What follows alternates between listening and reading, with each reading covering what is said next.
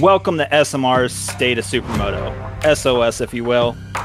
This is episode 2. I'm your host, Sean Butterman, aka Butters. With me are my brothers in SMR.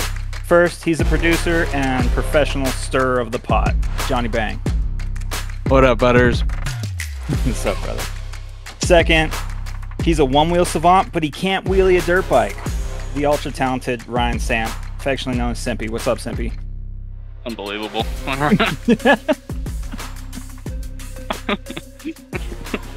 We gotta bring this up every time. For those who don't know, Simpy looped out a bike and ripped his ass apart. It's great. Today's guest is a multifaceted racer out of Bakersfield, California. My friend Bronson Pearce. What's up, Bronson? What's up, SMR bros? All right, brother. So with you, we got so much that we can get into, but I guess let's start with the beginning of this year. You had an injury. Tell us about it. Yeah, man. It was at one of our local flat track races in Bakersfield, and the speedway bikes were running on the same night as us, and there was actually 3 or 4 people went to the hospital this night prior to me, and the track was just pretty gnarly for some reason, and it was the last lap, and basically the track was so rutted, and it kept shooting my bike up to the wall. And there's a gap where the flagger can essentially walk through in the wall. And I was going to bank off the wall. And when I did that, just so happened my foot and my peg had the perfect timing of going in between that gap. And my peg basically grabbed onto the wall, which grabbed my bike and threw me forward, kept the bike there. And so I broke my big toe. And when I landed, I broke my collarbone. Yeah, did it fold your toe around like the peg, or what do you think? No, on the wall. I basically jammed it into the wall. Ugh. Yeah, gnarly. I didn't even actually know because I stood up, I walked to my bike, I picked it up, I kicked it, trying to start it because it was an '08 Carby, and I just couldn't get it to start. And I felt my shoulder start to click, and I was like, I broke my shoulder. And then I felt my toe starting to throb, and the EMT guy came over and they're like, you want to check you out? And I was like, yeah, please. I think I broke my shoulder and I think I broke my toe. Immediately knew. So yeah, it's funny how when you do instantly know sometimes. Yeah. Yeah, after a few, you kind of just know. Well, that's how my collarbone was too. It's like as soon as I hit, it was like I almost couldn't lift my arm at all. And I've never even heard of that or heard of anybody breaking their collarbone. What it feels like, but I just knew instantly the second I hit the ground. I was like, "Oh, that ain't it." Yeah, I knew instantly too. I was like, "My collarbone." You guys know how, you know, instantly that almost wasn't the case, which was the weird part. When I landed and kind of rolled out of it, and I stood up, I kind of assessed myself, moved. You know, you shook your shoulders, shake your knees, and whatever. And I was like, okay, I feel pretty good, you know. And then I walked to the bike and I picked it up with both arms, no problem. And then, you know what I'm saying? So I thought I was good. I was like, that could have been worse. And then as I'm kicking the bike, I'm feeling my shoulder click, which was the weird part, you know? Yeah. So was yours a displaced fracture, or was it still kind of was it fractured in a way where it was almost still together? No, it was a complete breakthrough on my collarbone. Mm-hmm. So it was fully broken through. On that size? How many screws did you get in? Oh, I think I remember seeing it. You showing me a picture of it in California when we raced together. I believe I got a plate and 11 screws. Nice. Damn it, dude! I only have 9 in mine. I should beat. Damn. Snippy, how many screws you got in yours? I don't even remember. I'd have to look back at the pictures of the X-ray. Collarbone plate. The worst part about that week after was because I didn't get surgery for a week and a half. Was literally trying to sit there and connect my 2 bones together. That was the only way it felt comfortable, was when they were connected perfectly together. But if they were slightly off, I felt like my collarbone was going to come through my skin. Yeah, dude, that's so rough trying to sleep when it's like that. Oh, yeah. Are you planning on getting the plate out, or are you just going to leave it? I haven't even thought about it. It doesn't bother me. It took me a month and a half, and I was back mine was meant for 2 years because of the way it cuts through the nerves and you don't really feel it in the beginning. Is yours kind of numb? Yeah, they said I won't get that feeling back because they cut through the nerves. That's what they told me too, but I got feeling comes back. Oh, okay. It takes a long time. And then it feels really weird when you lay on it and stuff. Yeah, definitely. You'll get these sharp, stinging pains sometimes too, when the nerves start regrowing back. It's weird. Huh. Things to look forward to, I guess, huh? Yeah. Yep. And then then seatbelts will start kind of like messing with it Yeah. because now you can feel it. So like it'll start Yeah, bothering you Pat- more like the more it heals is up. it the left or the right, Bronson? The left. Oof. Oh, so driver's seat, dude. That's rough. Yeah. Yeah, fun stuff. And then you I've also, always- so like the big toe, you had that pin. That's kind of gnarly. Yeah, I actually had 3 pins put in there. Ooh. From the outside. And it was opposite. It was my left shoulder and my right big toe. So that was fun. Couldn't even really crutch it. Dang.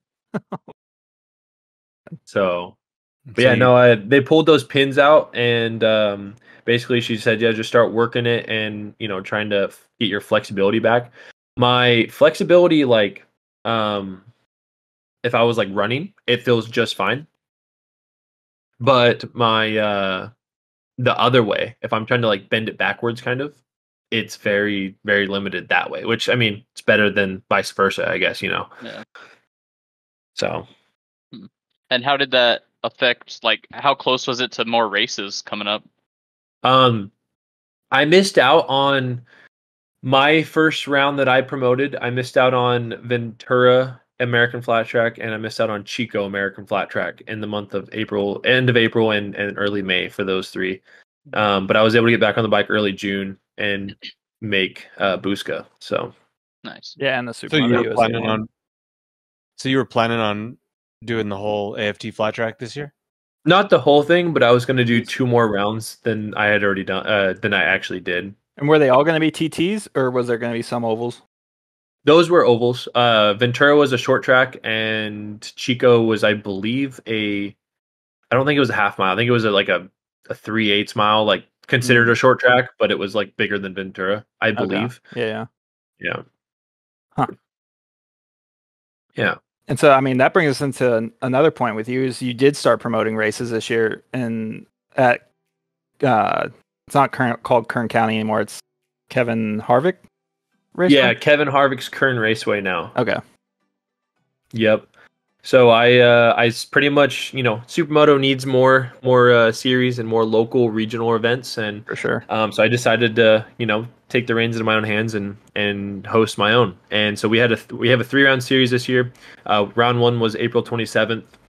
I pretty much am collaborating with the owner of Kevin Harvick Kern Raceway. Not Kevin Harvick, the other guy, Tim Huddleston. And basically we run inside of another show. So it's like Night of Destruction. So they have, a jet car meltdown, monster truck, What? demolition derby. They have skid plate races, drag boat races where they're dragging boats behind their cars doing races. Hashtag America. Yeah, just, all kinds of redneck stuff like that. And it's super cool. It's a Hell yeah. fun show to be a part of. And we kind of we get a Friday practice. We get we're the first practice on Saturday, and then we're like the last heat race. And then, cause they do have a couple of like legend car, just oval races that they put on. And then it's us, and then they do opening ceremonies, which was really cool. We had, dude, I mean, I'm pretty sure there was 6,000 fans in the stadium.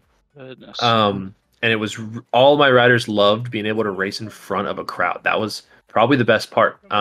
I had guys do dude, we need Sharpies, we need posters. Like, but people were wanting autographs and all this stuff. So that we do our heat race, autograph session, and then basically our main event shortly after that.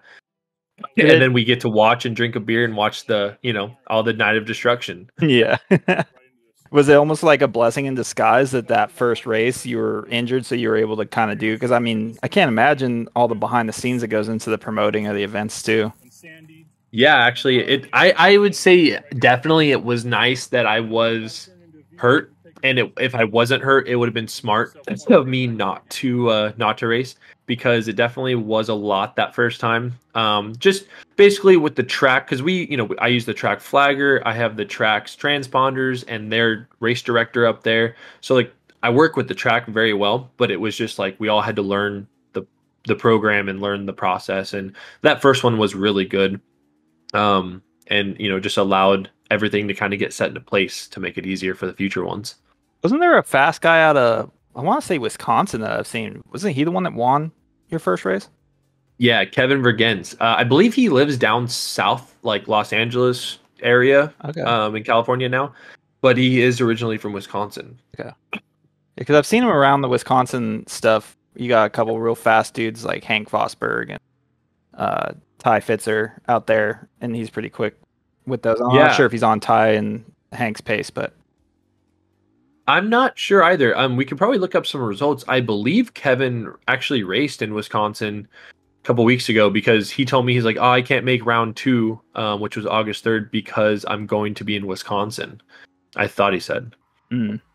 So he did Landing on the Wolf this year?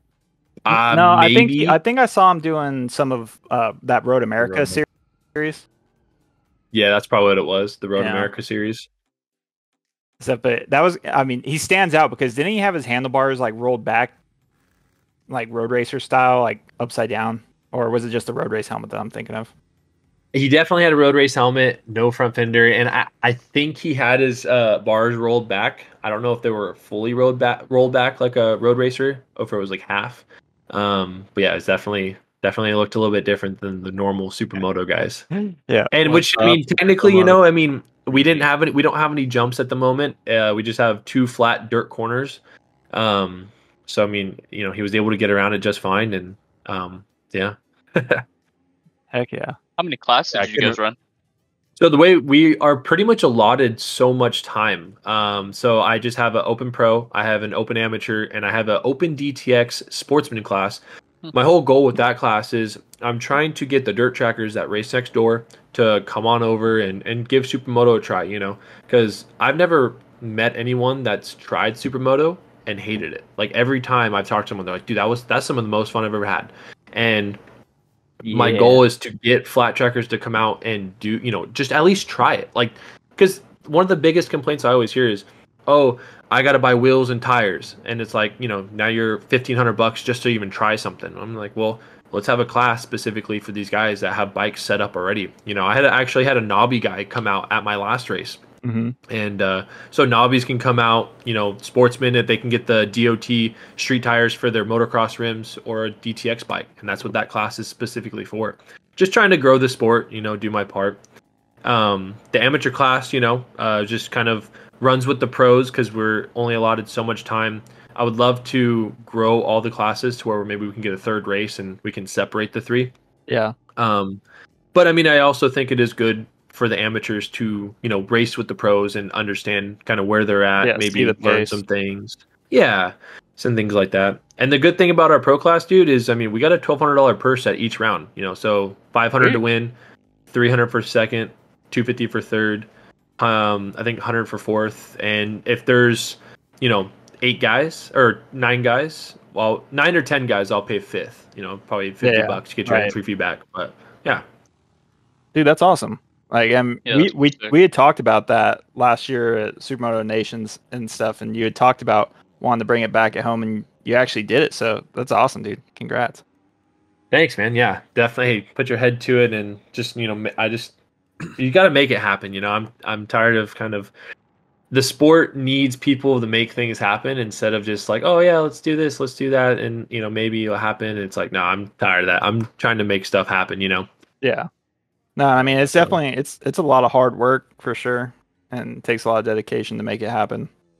So it's definitely it's very much needed, and you've been one of the only guys out there pushing. Like this year with the AMA doing like a kind of a 1 weekend series, you really only have SMEC out there doing a nation or most of the nationwide series. Definitely more predominantly East Coast with them, and then their Nass finale that I think is really cool. So.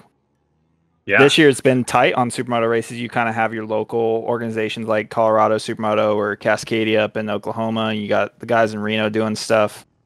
And then now you got you, which is it was crazy to think that SoCal didn't have any Supermoto stuff going on, It's like the mecca of the industry. Right. Pretty much, dude. I was just as surprised as you are. I mean, there's Supermoto riding going on. There's just no events, no big races. Yeah. Yeah. Well, and see, dude, with this series too, I'm trying to do it because of me racing S1 GP last year. I feel like I learned a lot about kind of goes into it, what goes into making a good series, and like, compared to the series that I've seen that aren't so good. And like I tried to make graphics for each rider on the podium, do a first, second, third place graphic, like showing what place they got. That way they can share it on their social media, things like that. And I also did like a recap video. Basically, it's the main events, the DTX class, and kind of an S1 style. Theirs is a little bit more of like a recap of like, it's really shortened. I tried to do more of showing the whole race, but I only did the mains. I didn't do anything else. So it's still a 25-minute video, but I was able to get all the track walk in there, the fans, autograph sessions, both main events, and get some good sponsor highlights, and even put all the graphics, all the standings, and just trying to make it look as professional as possible, and just trying to make it look good. And I think I wanted to make people feel like they were missing out when they watched that video. That was my whole goal. That's awesome. So where can people find info if they want to check it out or sign up and that kind of stuff? So for sign up, it's on my website. It's just bronsonpearce.com. To find all the info and much more info that gets put out, all the time, is it's Kevin Harvick Kern Raceway Supermoto. It's actually a Facebook group that we're kind of in, and I post a lot of the content there, post a lot of the updates there. There's also an Instagram. I believe it's SM Championship is what the name is. So yeah, go check us out on the socials. Heck yeah. So Bronson, you said you were preaching to them a little bit about, because you said you didn't get much of a dirt section for round one, and you were saying something about a possible sky section being installed at that facility. So this is some new stuff kind of happening. They broke ground about 8 days ago on a drag strip. They're going to be putting in a drag strip. So where the current motocross track is, they're going to be moving it, and that it's kind of hard to. Let me try to give you guys a visualization. So there's the oval NASCAR stadium running north and south. The drag strip will also run north and south, just to the west side of it. Will that cut into part of the motocross track? Or? Yes, that will, but the motocross track is actually being moved further west into a sump that's right on the other side. And so once they do that, they're going to start... this is what I've heard. Nothing's like for sure, but this is what the owners told me, that they're going to be building a go-kart track in between the drag strip runoff, and there's a dirt track to the north side of the NASCAR stadium. So the go-kart track will go in between the dirt kart facility and the drag strip. And I told them I would love to be involved in that, as there is a, if they have the asphalt out there and they're building stuff, why not put a sky section in? There's nothing like that in America. All the Americans drool over riding something like that. And I told them, I said, I think you'd get riders from all over the country driving here just to ride this track because it has that feature. Yeah, definitely. That'd be wild. I mean, for sure, that would definitely be a pretty cool selling point.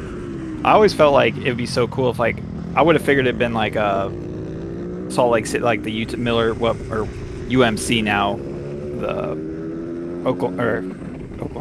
the Utah Motorsports Complex. I always thought they would be kind of the first ones to do that, but with the way that track's changed hands and ownership and stuff, it just never came about. But that would be so cool. Yeah. And I told them, I was like, we need to have the sky section in between the drag strip and the go-kart track, and then the go-kart track and the dirt track, there should be a dirt section. So now we have all, we have dirt section, sky section, and the go-kart track is still there for go-karts to run, and these are just like additions on the side, kind of. Yeah. So. Ew, hopefully. And then hopefully if they are, because like, I feel like the challenging point with a sky section would be testing it and making sure it like flows, but then you can't really replicate the flow either because you're not going to be able to push asphalt speeds. I'm curious to know like how they come up with like Castelletto's or Busca's sections and then pave it and be like, we hope for the best, and then they came out sick. That's kind of what it seems like. But I watched some old S1 videos, and the Busca track was dirt, the exact section it is now, and it was dirt, and then they paved over it. And so, like you said, like I mean, kind of sounds like they just hope for the best, you know? It's like, because it is very different on asphalt. You have more grip, you're going faster, carrying more speed, and it's like, it affects the flow a lot. Yeah, I think the only way to get close would just be to build a really good dirt section and let it blue groove as much as possible, and hope that asphalt works. And that would be cool if you could get them to go build a dirt section, get the boys out, you and C-Pain and Lyles and all them, get some shredders out there and just moto down and be like, okay, let's tweak this. Okay, this jump feels good now, and then get it dialed in and pave it and see where it goes from there. And then maybe that turns into something that can eventually be a venue or one of your race series hosts a national or something like that. If it ever gets that point, you know, that'd be really cool to have. That'd be awesome. And if once that go-kart track goes in, I would love to have double headers, you know, Saturday night racing in front of the NASCAR, you know, big crowd, and then Sunday spend the night, and then Sunday have another race on the other tracks. 2 tracks, 2 days, double header, you know, more points, more opportunities. That'd be sick. Yeah. And then just like a bigger weekend for guys that are looking to travel from out of state or out of town, you know, gives them more. Yeah, exactly. Like you guys, New Mexico, you know, what, 17 hours. You guys spend the night, get to do 2 days of racing, like more opportunity. That's, you know, better for you guys. Yeah. And since we're on the topic of like sky sections, and you got to do the S1 championship last year, you got to ride quite a few of them. How different does it feel to do the sky sections at, say, Castelletto and Busca compared to Pleven? I would say two totally Pleven, different ones, or no? I would say yes. Honestly, Pleven was very smooth. Like, I feel like Busca was a little bit more, like, lack for better words, like clunky, kind of like really just abrupt. Were you down in like first gear for Busca, or is that like second gear kind of? I feel like it's real tight there. It is real tight. It is real tight, and I believe I was in Pearce too there, yeah. Yeah. But then Pleven's fast. Pleven's a fast and a lot smoother, which is cool. And yeah, so that I would say that's the main difference between the two. It's just one was like felt a lot smoother and more flowy, I guess. And one was just a little bit clunkier, just more abrupt. Still both super sick though. How was the transition for you? Like the one I got to ride at Castello, that was a mind bender for me to figure out how to ride it aggressively. I feel like Castelletto is one of the harder ones because of that like turning double and the turning the little mogul in there while you're turning, and then it kind of has a little elevation change into the tabletop. Like that whole section is very tricky and very different than any of the other sky sections that I rode. Yeah, because I mean even Spain, Alcaraz had a sky section, had that little berm to little wall jump to the table. Right. But yeah, that at Castelletto, that section was very tricky just because you're turning on asphalt while jumping, and it was just weird. I guess that's where it tripped me up, was because from moto, I expect the bike to kind of drift off the face when you have lean angle. So I would bind the chassis and try to account for it as soon as I left the ground, and I didn't need to. And so it was just like staying committed, and you take off with your foot and your foot peg dragging, and your I wore a hole in my Tech 10s because of that section there. You know, you take off with your boot dragging, your peg dragging, you land, you're back to dragging, and it's the weirdest feeling. You're like, this shouldn't be right. Yeah, it's definitely a wild feeling, and I just feel like one of the biggest things that I got from Europe was I got a lot of really good feelings, and that I don't think not many Americans have got to feel. And my goal is to try to replicate a lot of those feelings and bring it back to the US. And I think that's what can help grow the sport, you know, is creating more feelings like that. So the sky section could be a good start. Yeah, explain what you mean by like feeling, like as far as what the sport can be on a bike, or just the vibe of the races? Just the vibe of the races. I think the professionalism of it, you know. I think there's just a lot of lack of professionalism over here, and I think we can improve on that, and I think it just will help grow the sport. There's other types of feelings like the sky section, you know, different things like that. to stoke people out, you know, and having a show, you know, because like racing's a show for sure, but you're waiting for motos, you know, no one's doing nothing between some of these motos. And if you have a show going on, that makes it a whole world of difference. People want to see it, or at least stay between motos. Exactly, dude, and that's why I'm super stoked with the Kevin Harvick stuff. I mean, we've had 2 rounds so far, and both of them had around 6,000 to like 7,000 fans, spectators up there, and every rider's like, dude, this is what Supermoto is, man. This is so cool. Like we have a huge crowd, you know, and like they just love doing the autograph session and love doing a lot of that stuff. So I'm such a big fan of combining Supermoto with other events too. I think it's just so beneficial to it. Just, I mean, mainly because there is other people there. I mean, it completely changes like the race vibe. You know, 100%. Like, it's so cool. Because you're grabbing more demographics. You're grabbing more. You're like, I personally think rallycross is one of the best sports we could collab with because our tracks are almost the same. Did you go up and race the Canadian round that they used to do in Three Rivers? The AMA stuff? Trois Rivières. Yeah. I think I got second in 2018. Okay, yeah. 2018 and 2019 I missed. But I did the other years. Yeah, I went the 2 years you didn't go. Yeah, exactly. We just switch swap. That one was gnarly because of the rallycross, and it was wild when seeing those rally cars launch with like 4-wheel drive. Holy crap! Right.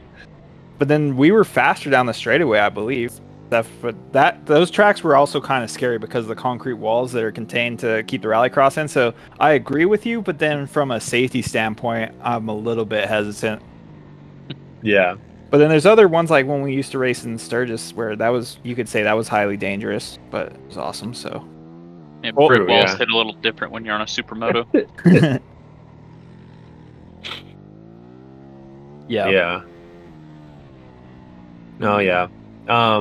But like, I think racing in front of fans is a big thing, you know. And when you have more fans, you're able to get more sponsors, and more sponsors, more money, more riders. And I think it just kind of is a big circle that you have to, you know, deal with. And I think it's good that we have like the show out there at Kern Raceway, because it's not just the bikes, but we got other types of fans out there.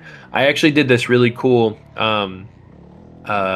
poster for autograph poster. I put 15 of my riders on there, put their name, number, picture of them, and had a little white spot next to their name and number where they could autograph. And I, you know, printed 250 up, put it on a chair in front of the riders because we roll our bikes on the front straightaway. And all the fans came down, were grabbing those. I gave each of my riders a Sharpie, and I ran out of 250 posters. And everyone signed a poster and whatnot. So it was really, really cool to have those out there. You know, it has all our sponsors on there. I think the kids are going to take those home, put them on their wall, and go, Mom, Dad, when's the next Supermoto races? Because those guys were sick, you know, and just things like that. And I think it's good for sponsors, more views. People, you know, have those and see it all the time. So, yeah. I feel like that's you're definitely right. And there is a definite vibe to having the crowd stuff. Like when we raced Brock's Supermoto USA event this year at Placer County Fair, that was really cool. The crowd was really into it.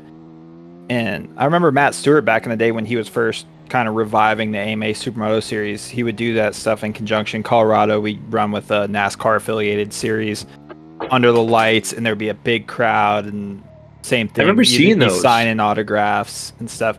The only downside I felt to that, at least in Colorado, where you are in California, I feel like you have a lot more. California's a lot more motorsports oriented, where bikes are a thing.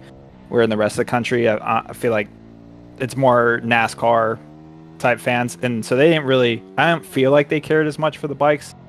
Except they were almost kind of like, "Oh, let's see them wreck," and I'm like, "That's not what I want from the bikes." Right? Yeah. You're like, I don't want to see that.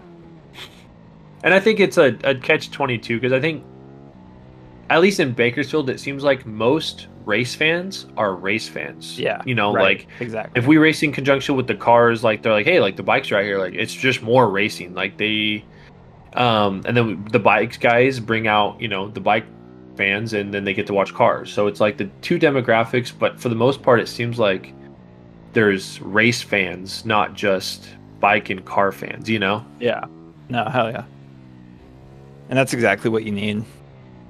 So how did that second race that you did, tell us about that one, because you were able to be back on the bike. And are you on that new Honda that you've been doing that build series on your YouTube? Dude, I haven't even rode that bike for Supermoto yet, because not only was I injured, but as soon as I got healed, my bike the motor was being built still, and I couldn't ride it before I left to Italy to go race Busca.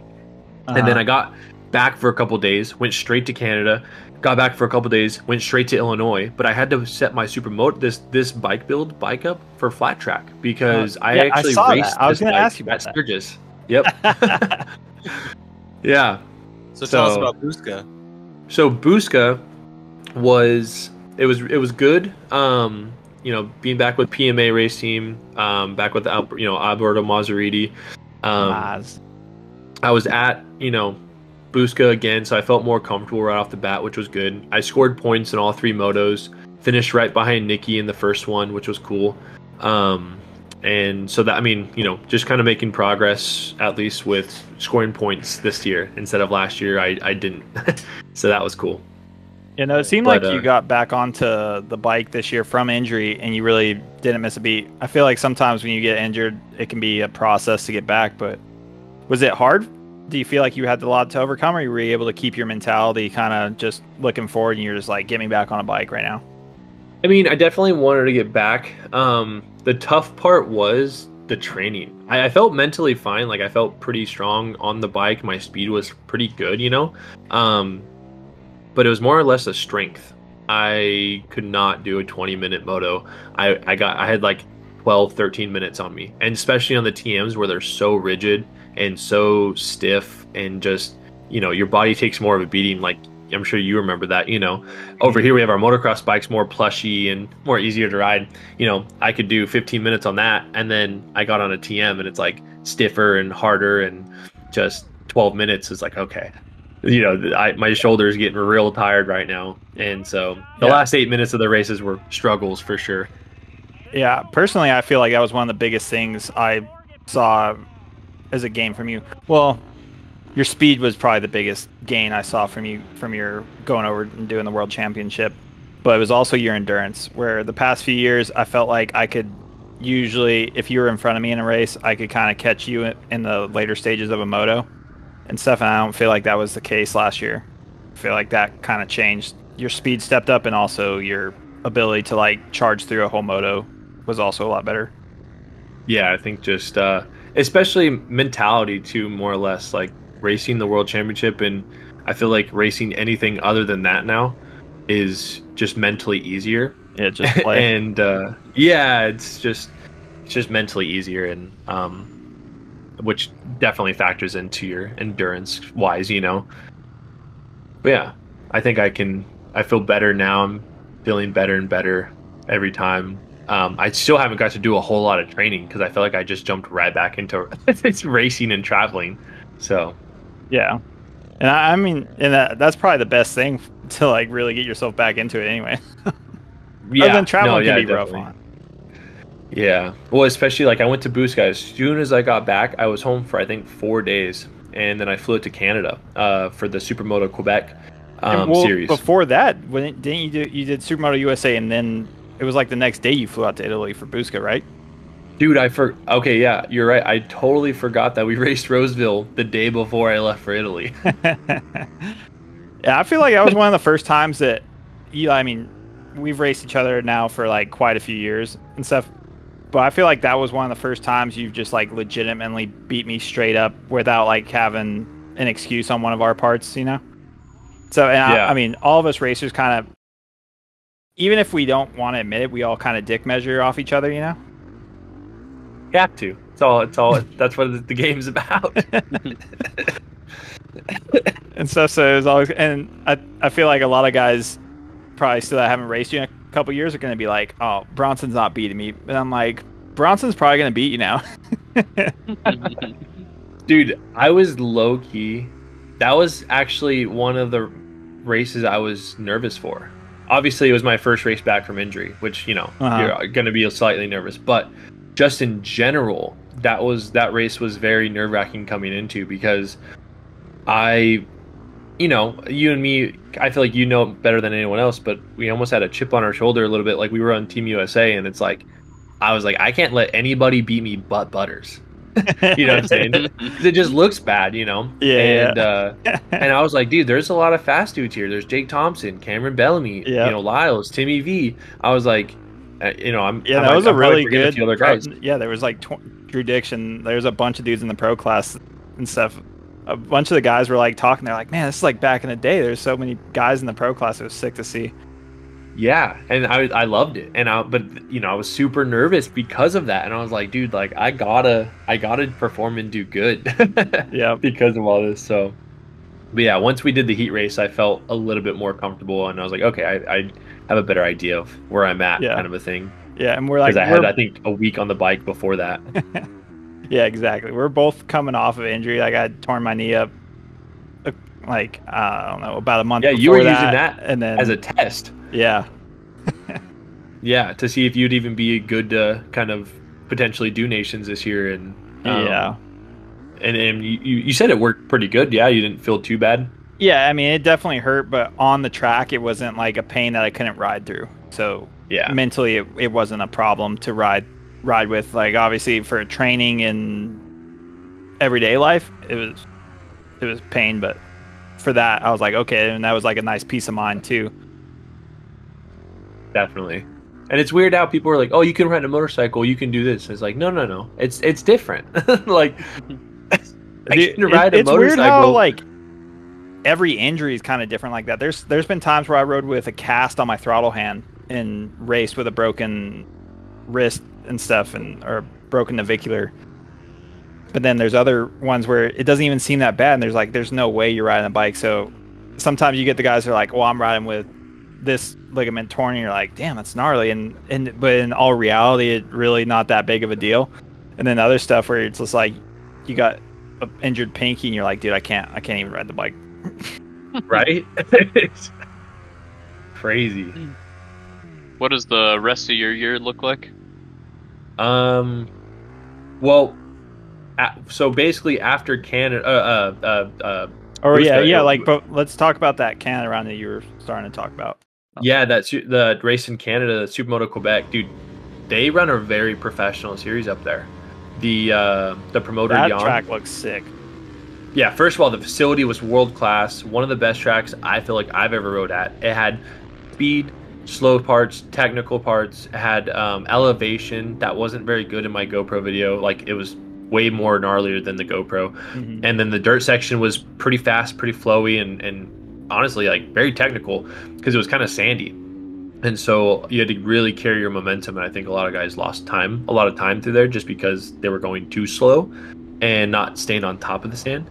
But I mean, the track was amazing, man. And I mean, dude, I have everything good to say about that series. Like, Jan and his crew, Supermoto Quebec, they just run a very professional, very good series. And he's ex-military, so, he has a schedule, he sticks to it, and he's hard on his riders. He's like, dude, what, like, this is a rule, you guys need to do this, and things like that. So yeah, really, really cool. And that's what I really respected and really loved about that series, was just how professional it was. And so it was his KTM that you rode up there? Yeah, I rode his KTM. I actually did an instructing day on Friday, which was cool. We had 10 riders, so that was really cool to get to instruct his riders up there.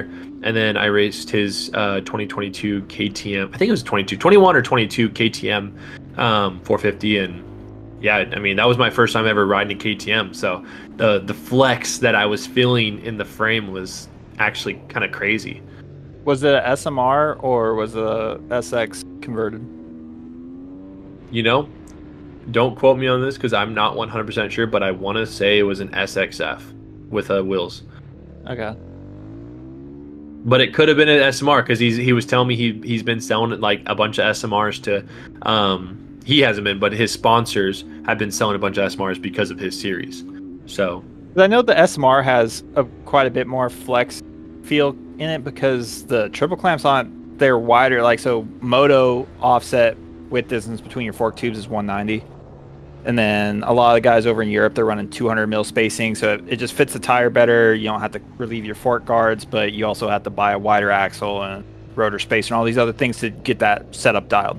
But the SMRs come in the FS, the Austrian bike, Supermotos, they come with like 208 spacing, so it's even wider.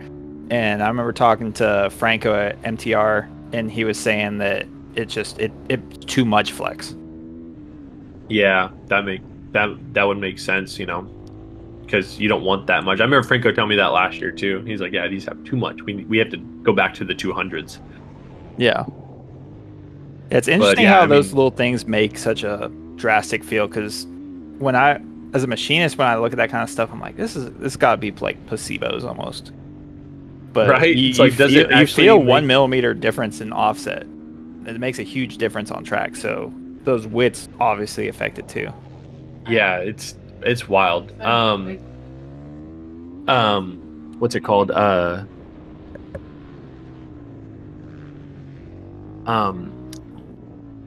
What's it called? Hold on. Where were we at? Supermoto Quebec. That track, I can't remember the name of it right now. But they used to do X-Fest. Yeah, it was called Mechaglise. Did you ever see any old X-Fest races? Like, I used to get a bunch of American guys up there to do it kind of mid-season and stuff back when in the early 2000s. I actually Googled X-Fest the other day, and then like I was doing something and I forgot. Like I was gonna check it out and watch the YouTube videos on it or whatever. I still need to do that, but I wanted to check more of that stuff out to see like what had happened up there. But yeah, no, it was great facility and all that. But the KTM, dude, with how much flex I was feeling, I would go into a corner and I had to like hesitate because I had to wait for the bike to settle in before I could get on the gas. And then in the main event, like on, the last time I ride the bike, a couple, like 3 or 4 laps in, I started like riding the bike harder almost to where I was forcing it to settle and then I could get on the gas. And it was working way better once I started doing that. So it's like, it just took me a while to figure it out. It was because it's very different than the Honda.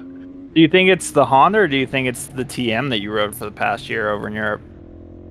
Both, because honestly, I feel like I can build my Honda to be somewhat similar to the TM with the aluminum frame, and all of that. I think the TM just definitely feels shorter and turns quicker, but I feel like the flex that I get from my Honda is closer to the TM than the KTM. I still get a little bit of flex because it's a motocross frame. I mean, it roughly makes sense with the aluminum. Yeah.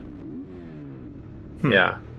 That's interesting. And that's cool because like I definitely felt a huge difference when I came back, and actually we met a bunch of the guys from Supermoto Quebec at Nass last year because they have a Nass qualifier. They came down to the race, but like that was my first weekend back on Supermoto from Nations and riding the TM, and I felt so completely out of sorts the first session on my KTM. I was just like, it felt like I was sitting in the bike weird. It felt like it was lazy. It didn't want to turn. Felt like I had no traction on the front tire. And I was just like, what am I doing? Do I even know how to ride anymore? That's pretty much how I felt on the KTM. And to be fair, I was on the TM the week before in Busca. So you're right. Going, like, you went from Nations to Nass. I went from Busca to Canada, and it's like TM to KTM immediately. And you can feel the big difference of that. So yeah, I totally agree with you. It's so trippy. And it's funny too, like how you just end up motorcycle racers in general. I think it's especially true of supermoto racers because the tracks involve all forms of racing, is that you just adapt to stuff and you find out how a bike wants to be ridden. You figure out a track's traction, that's what is there in that section. And you, of all people, know how like one side of an asphalt track or one portion of a corner can have far more grip than another portion of it. So you're doing this balancing learning act the whole time, trying to figure out where you can push, where you got to be patient. Yep, exactly, dude. But yeah, Samp, you've learned that.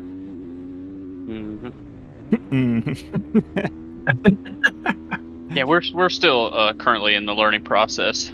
Simpy's, so his problem right now is he rides his YZ250F with like a bazillion hours on it, and we haven't checked the sag since probably the second hour of it, and Yeah. he just runs or swaps wheels and clamps onto it and puts a Behringer brake, so he's got that part dialed, but that's about the only part of his program that's dialed. And so like he hops on one of my bikes if we're just riding motocrossers. He hopped on his brother's brand new YZ250F a while back, and I hop on the Yamaha. I was like, that thing handles so good and it's tits. And Ryan gets on and he's like, I don't know, I don't think I like it. And he keeps riding, and he, like 15 minutes later he comes back, okay, I love it. Yeah. No, and that's kind of the issue I'm running into Supermoto too. Is like I've spent so much time on the 250 that I'm used to how that stock suspension handles and like what I can make it do. Mm-hmm. And then I hop on the KTM with, that's totally purpose built and very supermotoed out, and I can't make it. I'm almost not even riding it hard enough to make the suspension like work the way it should. Yeah, you don't know the extra benefit that you can push out of it yet. And once you figure And that out, your bike's gonna feel like trash. Yeah, I'm sure. Well, and Butters, I feel like that kind of goes with the TM too. It's like, I don't know if you felt this when you first got on the TM, but like you felt maybe you like couldn't ride it. You're like, dude, what am I even doing? But like the bike only works as you ride it hard and fast. You know what I'm saying? Yeah, I don't know if I mean I felt comfortable on it right away, and maybe that was just Moz towing me around, and I don't know. Moz is a bitchin' teacher too, so that part was cool. But I felt like the thing didn't lean. It felt like to me, even though it was leaning. And so like we got plenty of pictures of me, and I tucked the front plenty of times during the Nations weekend, so where we know I was leaning on the thing over, but it felt compared to what I was used to, it didn't lean, and that's where it was weird to me. It's like it feels like I'm kind of like it, but it would just corner on a dime, and it didn't. You almost didn't feel the lean that it was doing. It had so much front end traction that I just didn't even know what to do with it. I didn't even know where the limit was. I just kept going, okay, I can ask more, and it didn't do anything weird. All right, I guess I'll just keep asking more until finally something happens. Right. Yeah. And it just turns on a dime, like you said. It's crazy. Yeah. But you are right about it being like a rigid bike to hold on to, and being more physical to hold on to. I ripped my hands apart. Do you remember how bad my hands were at Nations? Yeah. Really torn apart. Dude, I don't even know how you held on with your hands rough. Oh man. But dude, so basically right after Canada, I got back, and 4 or 5 days later, me and Mr. Mike Helm, we drove on out to Illinois for the Peoria TT for American Flat Track. And you got to hang out with our boy Charlie Buffums.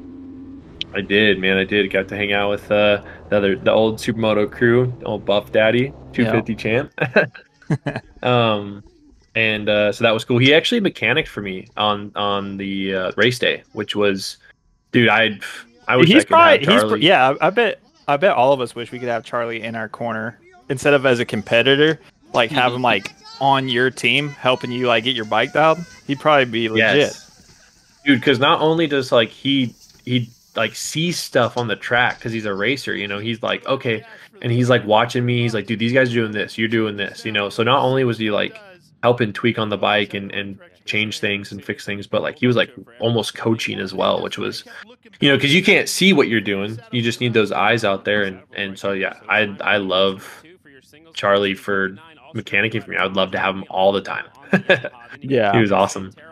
But sure. It was cool. Like, cause my dad, me and him, we would bounce ideas off each other or talk about stuff and, figure stuff out together. And so it was a really cool atmosphere to have our crew, Yeah. So, and dude, I did good too, man. I qualified 8th, which gave me a front row start for the heat race, which was awesome. Heck yeah. Peoria, like that's such a, I don't know. It's definitely changed over the years some, but like at the same time, it's still the same like legendary race. So that's so nice. Yeah, no, that was a pretty big accomplishment. Like we were pretty stoked on that, just because the last couple of years I had a bike break while I was in qualified position on 22, 23. I was I jumped the start in the LCQ just from the hydraulic clutch. I wasn't used to it. Started the back, moved forward, got into qualifying position. Some guy ran in the back of me going turn 1 and slid out. I had to start from the back again. So just really bad luck there. And this year was way better, and it was a really good year to come back. So yeah. Well, I mean, it shows how hard. I like to talk a lot of shit on flat trackers and road racers because I'm just a biased supermoto guy. We saw like Ferran Carduz came over and tried to do some TTs, you know, and you know how sick he is on a supermoto bike. You got to race him. Stuff, dude's a savage and stuff, and he wasn't doing all that much better on the TTs than what you were doing, you know. Yeah, it's a different world, man. It's crazy. And do you think, I mean, this is one of my always like shit talking points, but let's see if you like think it's true.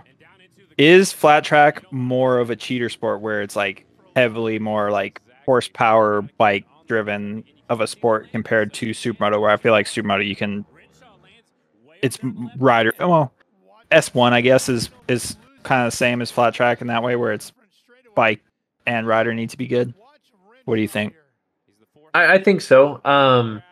But I think it has a lot to do with displacement of power and putting the power where it needs to be, you know, because it's on dirt, so it is slippery. So your goal is to get traction. And I mean, yes, most of the tracks they race is half miles and miles, and even like Peoria has like one of the longest straightaways in the circuit. Really? It's I believe Scotty was talking about it on the stream, and it's just under like a mile straightaway or something like that.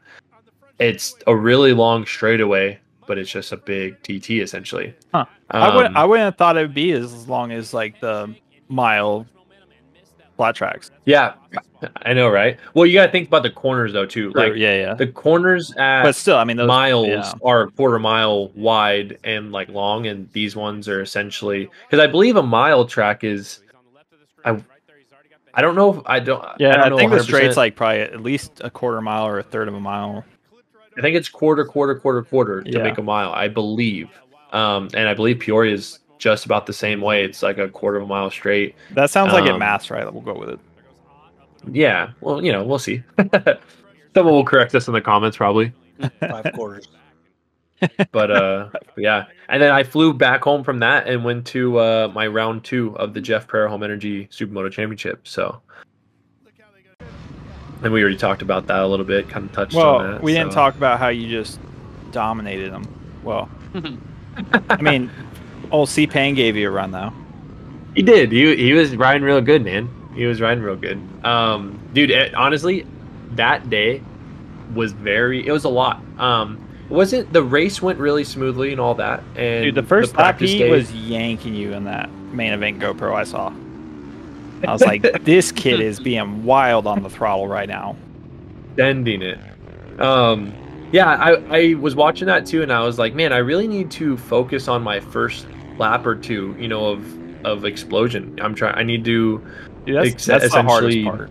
Yeah, I need to push harder at the beginning, because once I settled in, I caught right up to him and I was right on him trying to make a move, you know. But that first lap, he really got me. I was like, geez, what was I doing wrong, you know?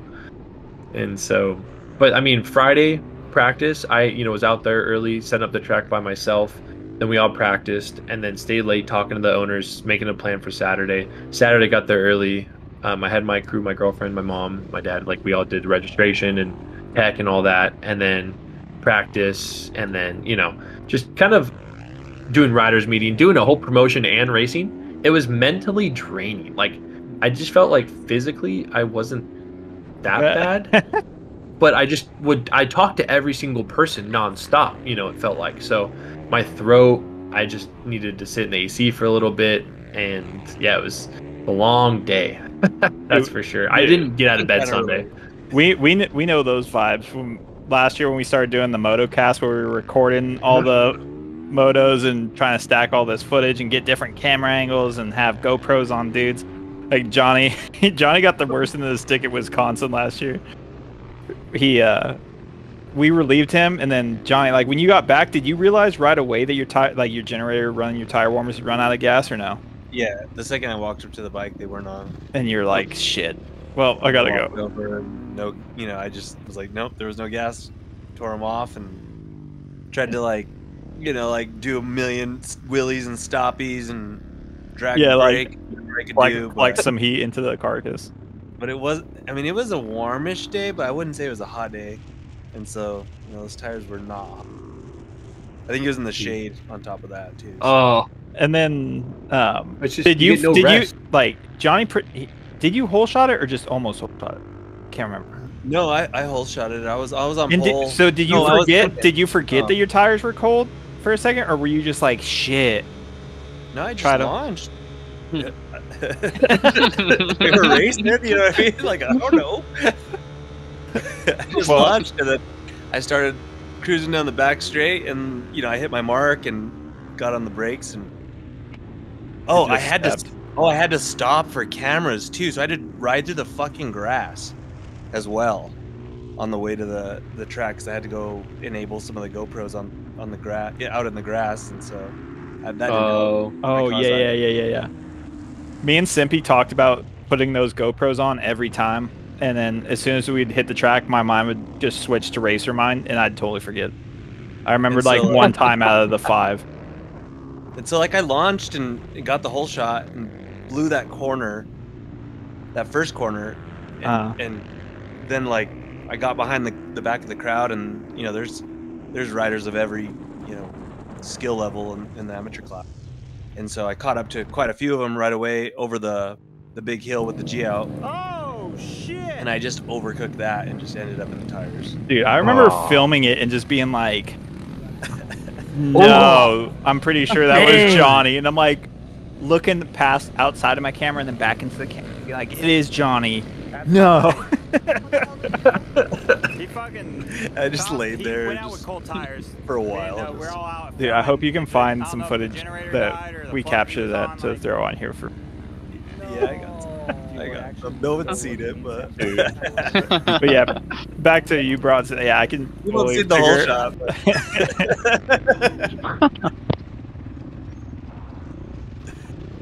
That's hilarious.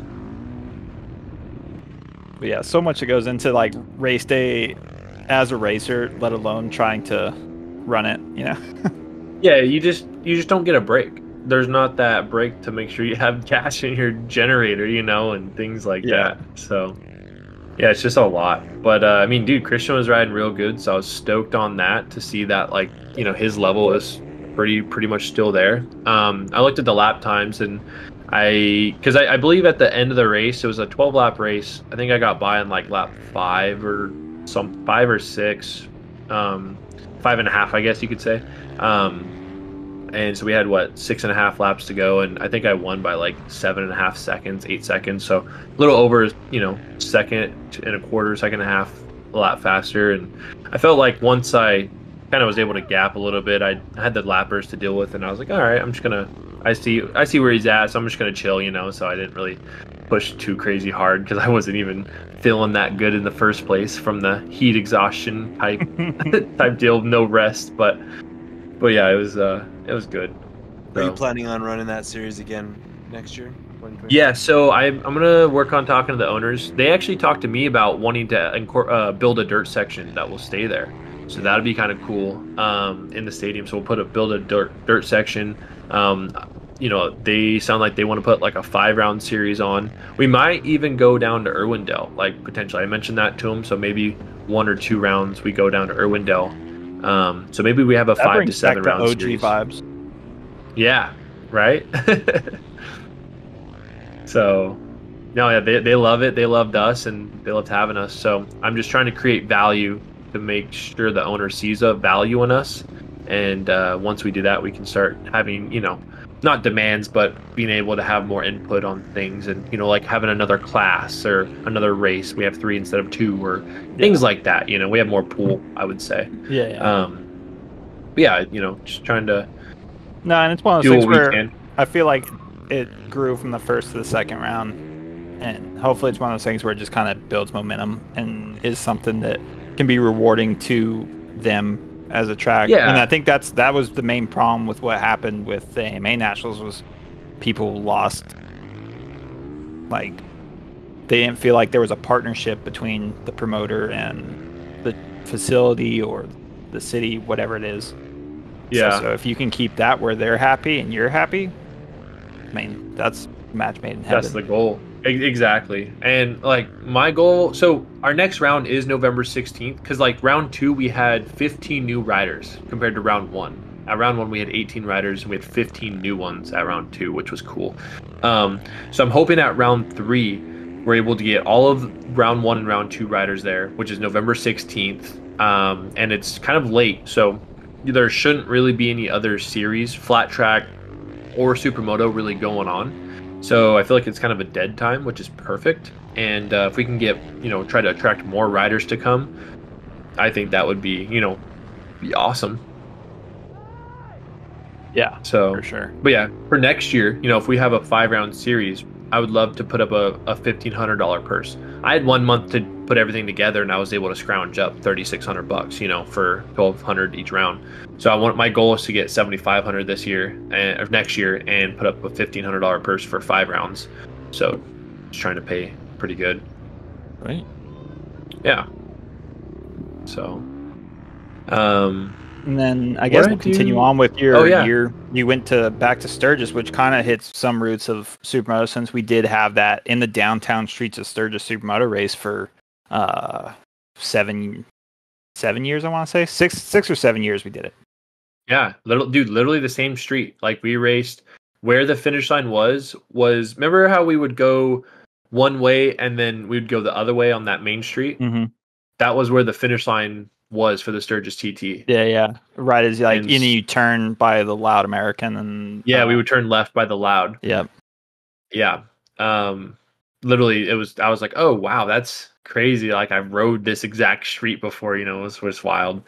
But yeah, no, the event was awesome. They put barricades up. There was people triple lined up on the side of the fence, all the way around the track. And there was a really good crowd, and it even rained. So our program got cut kind of short. Yeah, we did 3 practices, 2 qualifyings. We were supposed to have a heat, a dash, and then a main, and they just went straight to they were going straight to the mains until a lot of riders complained about the dash not being held. So then they end up holding the dashes, which, dude, I qualified 4th in the first qualifying, and I qualified 5th in the second one, but we went 4/10 faster in the second one. So I was 0.05, 5/100ths of a second away from making the dash for cash. Damn. And the winner takes $2,500, which was cool. And then, dude, not only that, I was 0.09 from 3rd. So 3rd, 4th, and 5th, we were all within 0.09 of each other. Wow. It was like, I was like, dude, 900ths of a second. Like, if I just would have let go of the brake that much earlier and one on that lap, what would have happened? So yeah, it was an overall good race, good event. Dude, I can tell everyone now. I was telling all the flat track, I was like, this is a completely different sport. This is not supermoto. Like, I don't know if you guys have ever rode your 19s on supermoto track, but it's not the same. You cannot ride the bike the same. It's just not even close. I have not, sir. I ride 16.5 and 17. Yeah, I know. And you know how we learned how to ride in Europe a little bit more? Dude, you can't ride like that on flat track. You have to, or a flat track bike. You have to ride it like a flat track bike, even though you're on asphalt. And because they're 19-inch wheels, the thing does not want to turn. So we'll send Simpy up there next year. Simpy, you can do it. Yeah, see? I wish they would let you guys run moto helmets still instead of I get it for safety, and they don't want the visor deflecting or helping deflect your head and impact and stuff, but I hate how it looks. I know. Especially on a TT, I wish we could run a visor. Normal moto helmet. On the Sturgis thing, I kind of wanted to argue with you. I saw some comments on a AMA Supermoto post because they made some. It's like he came back alive for a second, made some posts about Sturgis didn't want after 8 months. Yeah, he came alive. But then you commented that if it wasn't for riders being disrespectful with some post-race shenanigans and no apologies were issued or something was the reason why. So what did you hear? And I'll see if I have a rebuttal for you.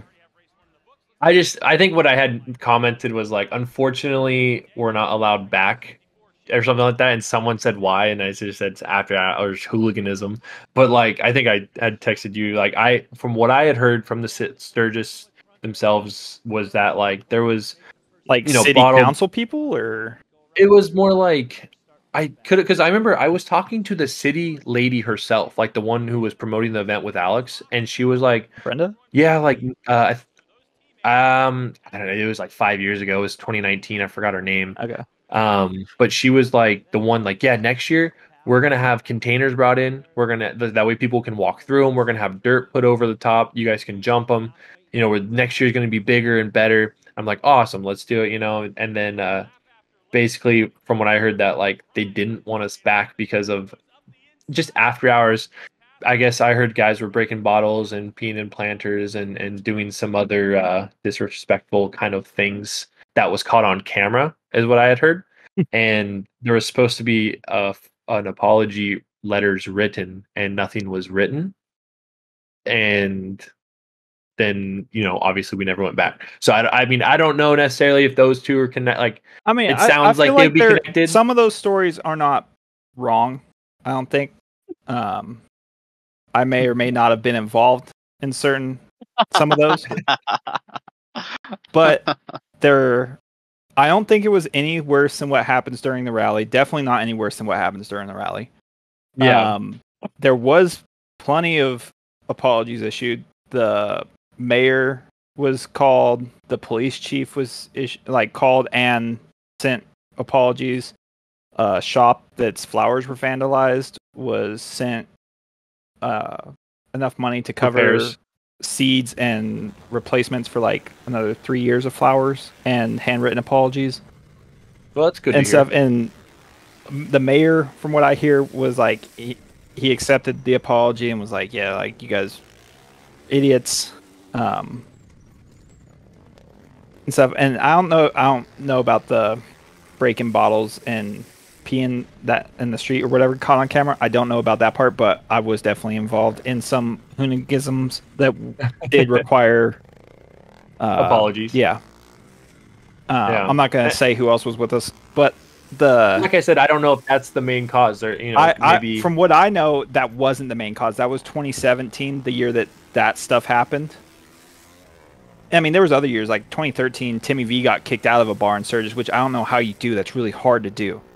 But that year, there was so from what I know about the Sturgis event is they renewed a contract at the end of 2016, and it was a 3-year contract. And at the end of 2016 was when Alex took over from 2017 on. So he had that new contract that was put in place with a different. And from what I've heard was the city was kind of just like they didn't feel like they got the same. It wasn't like they were doing a bunch of work. They were paying, from what I know, it was like I want to say $30,000 of taxpayer dollars to have it happen. Where like 10 of those went to the Pearce, some of it went to like the infrastructure of the event, and the rest to the promoter to like for him to bring this thing in. And then Alex didn't really have like Matt would build the dirt sections himself and like get the locals like Matt Burge involved and stuff like that.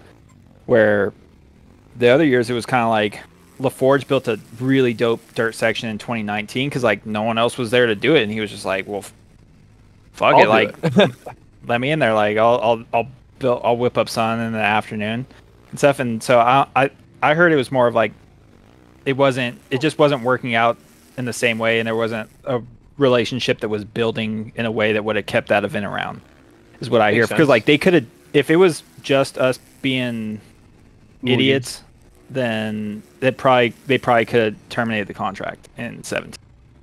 So that makes sense though. Like definitely with the way I see things are being promoted, I could definitely understand that. And and that was kind of also my first comment was just it's unfortunate we're not really wanted back.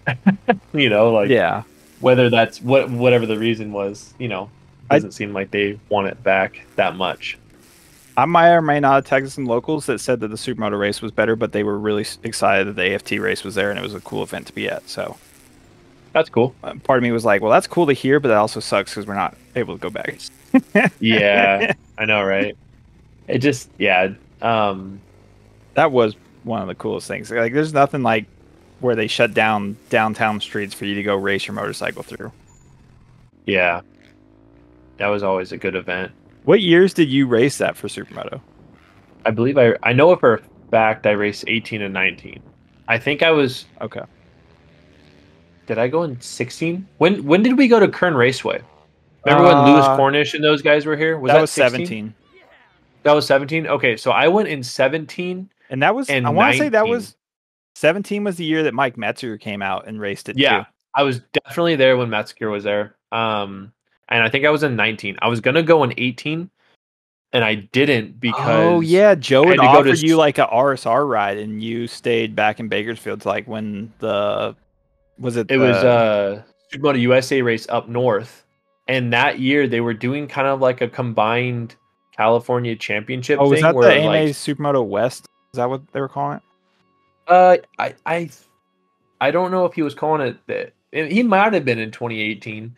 I But I just remember that was 17, 18. It was like called the AMA Supermoto West, I want to say. they were doing like a collab with Golden Empire Supermoto USA, and I think War, and it was like Okay. So it was a California State Championship type event, Okay. and I had to go to that Supermoto USA race because if I didn't, I think Lyles would have beat me, and there was And you weren't going to let that happen? There was just no possible way, and honestly, I was like, what is this? Me going to one event in AMA? What's that going to do? Like, at least if I stay here and win the California title, it kind of sounds better, And so I just ended up staying back and saving the money, and instead of flying out there and yeah. But wasn't that? Am I remembering that right? That Joe had offered you a ride on RSR? Yes, that is correct. I kind of had forgotten about that until you actually said it. But yeah, that is. I was gonna ride one of the bikes. There's a chance for us to be teammates, bro. Instead, I waited 7 more years for us to be teammates on Team USA. Yep. And I'm trying to remember. I think that might have been one of those years where me and Joe were kind of like, it was like we were divorced partners where we were at the races, but like kind of separated Oh yeah, and stuff. But I can't remember now. oh man, dude. But So good. yeah, man. Going from here, I have a few flat track races coming up. There's a big AJ Herrera Memorial race down south in Ventura. Bakersfield has a race. Willow Springs has a race, and then pretty much the weekend after Willow Springs, we fly out to Belgium. I got confirmation today of my entry. You're going Mettett Superbikers? Yep, do Superbiker Mettett with PMA. So that's going to be cool. Be back on Maz's team, again. And yeah, Maz was trying to get me to do it this year. I know, but your shoulder, huh? Yeah. Yeah. I got confirmation today that I'm officially registered for the Star Biker class. Oh, no way. You got on the Star Biker? That's sick. Yeah, because of American Flat Track. Nice. So that's dope. From the flat track and not the Supermoto and the flat tracking. Well, because technically you can't run Star Biker as a Supermoto guy because that's right. Because it's like the invite only. Yeah. Because like another sport. Dudes like Tortelli have done it, and Villeman, like badass motocrossers have done it in that class. Yeah, and there was one of the guys that runs MXGP. He won it a couple of years. Dude, Fever did. Yeah, Roman Fever. But dude, he came up as a Supermoto guy. True, yeah. But he's a professional motocross rider. Yeah. And so he was able to, like myself, I'm a flat track guy as well. So I run the professional flat track, so I'm able to sign up or get invited as that. And so that's what that's kind of about. Yeah, I remember one of the years he won it. It was like it was the year he won like his MX2 title for Husky. And then he went and did Superbiker and was wearing like MVD leather. So I was like, hell yeah, like MVD teammate. Hell yeah. He just won like the MX2 world title for motocross. And he's out there on a supermoto bike kicking ass. Ripping at that. Yeah. Ripping. Yeah. So I'm going to do that. And then obviously I'll see you guys at AMA Supermoto in Tucson, October 19th and 20th. Nice. Word. Yeah. So you're not, you won't probably make Nass this year. With all the stuff dude, I want to make Nass. I love Nass. I love the idea of it. I love that Jay's doing it, and I want to support it the best I can. So I try to share everything as much as possible. But I was, with Illinois and South Dakota for American Flat Track. If that didn't happen, where I kind of was just out that way, and then Yeah. if I wasn't going to Belgium, I could definitely do it. But just the money Yeah, no, I get to it. drive out there is tough, and then going to Belgium right after is tough. So I definitely also don't want to get hurt before Belgium, For sure. and so just I'd love to. I want to make it next year. Like that's on my goal list is to make it next year because I love the event and I think everyone should support it. Yeah, and I think that'll be a cool way to be able to get all the. I see it turn into an event where all the fast dudes in North America on supermoto bikes can at least meet up at least once a year. Where with the AMA stuff, as you know, like it's hard to get the East Coast guys, and the East Coast guys, it's hard to see any of us West Coast guys make our way out there. So it's definitely cool. You've been all over the country, so no one can blame you for a lack of effort this year on not being able to make it. But I do look at that as being like, and then I just hope it builds, and I look to see it build the next few years and just keep getting bigger, and then it makes it easier when as the purses grow and everything else Because you get more for guys riders. to like justify it too. Definitely, 100%, yeah. And the more support you get, the more sponsors you can get, and the more like purse you're able to provide, and the more riders you're going to get. And I hope that happens, and hope that event takes off because I think it's a brilliant idea, and I had a similar idea to it, a few years back, and I think it's perfect. So Word. So tell us about what you sent me earlier. You're gonna run a yeah. So I don't know, Here's Butters, did Bang talk to you about this at all, or did he tell you anything? I don't think so. Okay, so this is going to be new for you. I kind of briefly went over it with him earlier, but this is kind of like a very in the works type of event right now. But Johnny, did you want to send them the PDF real quick, and we can all just kind of look at it together, or do you just want to talk about it? Yeah, go ahead and talk about all. Oh nope, my phone's. Yep, I can send it. Sorry. Okay, yeah. I sent him the PDF to it. Basically, I'll go over the teams of info one, just because I feel like that gives the most information. Essentially, I'm working with the Canada promoter Jan and Shasta Supermoto Mark. He has come on board a little bit with it once I told him about it. But I want to provide a type of feeling, like I was talking about earlier, a type of feeling that I had, and I'm sure you had, Butters, at Team USA, representing your country, representing, riding for your teammates and doing good for them and this team strategy that goes into it. I think it was all really fun, very different kind of event. And I think that could be a good event to help grow the sport in North America potentially. I think we should have I want to host a race, right now it's, we have it named Supermotos of North America. And essentially what it would be is every club or organization would send 3-rider team to represent the club, and a Supermoto of Nations style event. And essentially, I kind of, you'll see in the PDF, but I kind of have a lot of this. I tried to write as much as I could about it. It would be cool to have a pro team and an expert / amateur team. So if we have 6 riders, that way you kind of open up the teams a little bit more. Rider teams can send a 4th rider as a backup rider, and that backup rider could race in an exhibition event. Because we're gonna have 8 we would like to have 8 classes, 4 on Saturday, 4 on Sunday, and they're exhibition races that kind of fill time in between the actual team event. But if you're the backup rider, at least you get to still get some riding in, And if you need to fill in for a teammate, you just race the team event instead of the exhibition. All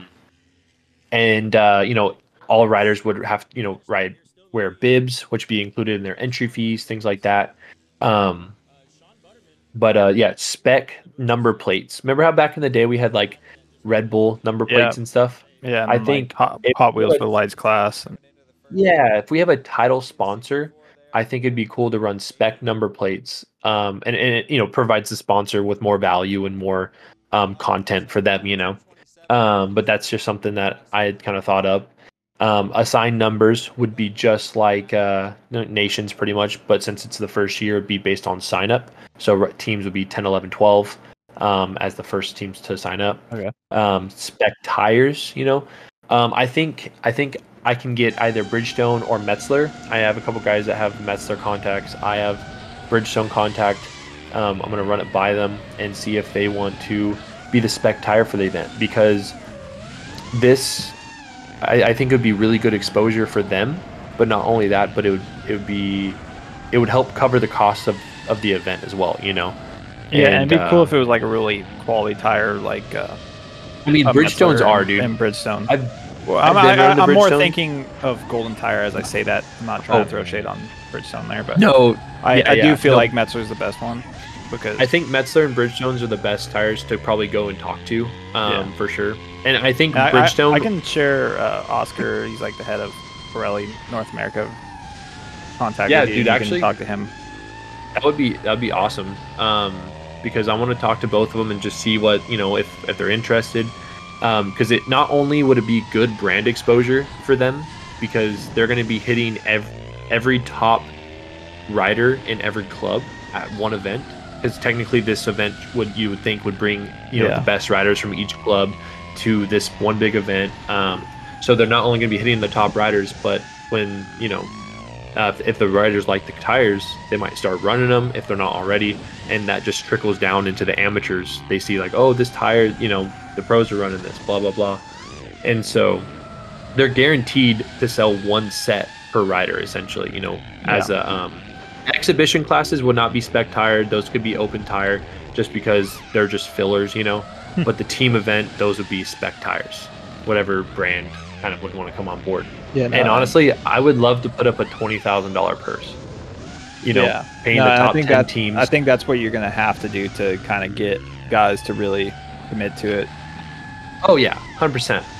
And I think another cool thing, I think it'd be cool to pay the promoter. Like the winning team, the promoter also gets $1,000 per se. Towards his club, his organization, to make his club better. Things like that. And I think a good point too to this event, it's kind of like what Nass is doing. To me, I feel like it's slightly on a better scale, because Nass has one qualifier with like 6 different clubs. This series, or this event, I think includes all the clubs. I think I found about 16 to 18 clubs throughout North America. And so then you're relying on the club to like kind of decide a lot of their logistics of who they're going to send from that club too. So then that kind of takes some of the stuff off whoever's exactly. doing this event. Exactly. And there is some parameters to the selection process though. You can't just pick guys off the couch. They have to be top 6 in points in that series to be selected. And I think that forces more riders to... Damn it, I was going to start a New Mexico series and I was going to like put Hoffman on my team. Right? See? Exactly. And damn, so you foiled my plan already. What we want to do is we want to help promote the local clubs on a regional level and get riders. It forces the riders, if they want to be on the team or have a chance at it, to show up to the to these races, and to the local clubs races, which forces them to support the local clubs. I like that. I mean, you've had plenty of conversations where it is the local clubs that we need to survive to even have a good national level pro series to go anywhere. So if we don't have local clubs building and feeding, and then it's like that. I don't know, when I was young, I grew so much every time I go to a national, get my ass kicked, come home, and then put to use what I just learned, get my ass kicked, and then that would raise my level. It would raise the dudes I was racing with's level. And then it kind of entices everyone. So if you can like get into that system, and right now obviously it just racing's hard because the economy is not great and all these pressures that the whole world's feeling, but I think the angle of what you're doing is beautiful. Yeah. Thank you, man. I love that, and I'm hoping this event, like we want to do it right. We have some good contacts. We're going to see what's going to happen with a title sponsor. And I mean, dude, if we can get a title sponsor and a spec tire, that will really, just that alone will help cover a lot of the costs for like Have an you event, got to you know? talk to Jay with like Supermoto East Coast or anything yet about this? So I did email Jay. I haven't actually spoke with him about anything. I literally just finalized these PDFs like earlier today, and so these PDFs Damn, we're are breaking for the news, most, boys. yeah, pretty much finalized. These are finalized for the most part. I do have a sponsor proposal PDF, just like kind of like this one. Mhm. That's more for sponsors. I just have to fill in a couple more things on like the platinum and gold sponsor levels, but for the most part, these are all done. And I think I want to get your guys' feedback on it. So if you guys have time to just look through the the schedule, the team information, if you guys have questions, because I want to make sure these are all filled out as much as possible to where I want to avoid any types of questions. I want people who are like, oh, I don't have any questions. This is well put together, and if there's no questions, I feel like they're already more bought in. You know what I'm Yeah. saying? No, I mean that's kind of where, like, the idea to me sounds good. It's just making sure. I think the hard part within promoting is when you are trying to commingle a bunch of promotion. So then, therefore, you're trying to make a race that is out, not conflicting with any of these organizations. So then, like, it can work for everybody. It doesn't step on any promoters' toes. So that's where it's like Jay's probably one of the bigger voices in the sport that you're going to need on board to make this really go off well. And so if you can work, it can work around the existing series. It can work around Nass, something that where people can work both, like, say, and obviously this one you're looking to pull 3 riders from a series, or 4 with a backup rider, or not necessarily 3, but obviously the bigger the club, they could send people for all classes, whatever it is. So you're still looking at a good amount of people, but just all those logistics, I feel like, really get sticky with promotion. That's what I feel like has been the fail point with Supermoto Series over the last couple decades, honestly. I completely agree with that, and that's what I'm trying to change on the stigma. I feel like a lot of guys, like, I feel like Jay, he loves the sport and he's doing stuff for it, Yeah. And I feel like that's kind of where I'm at. I feel like that's where Shasta's at, and I feel like that's where Jan in Supermoto Quebec is at. Like, they love the sport so much. They're like, dude, like, I'm not making any money, maybe a couple $100, $100, whatever, like, right. But I just love it to where I want to grow. And there's also so much cost in it that people don't realize too. So it's like, to be a promoter is so high risk that it's definitely something I don't got the balls to do. That's for sure.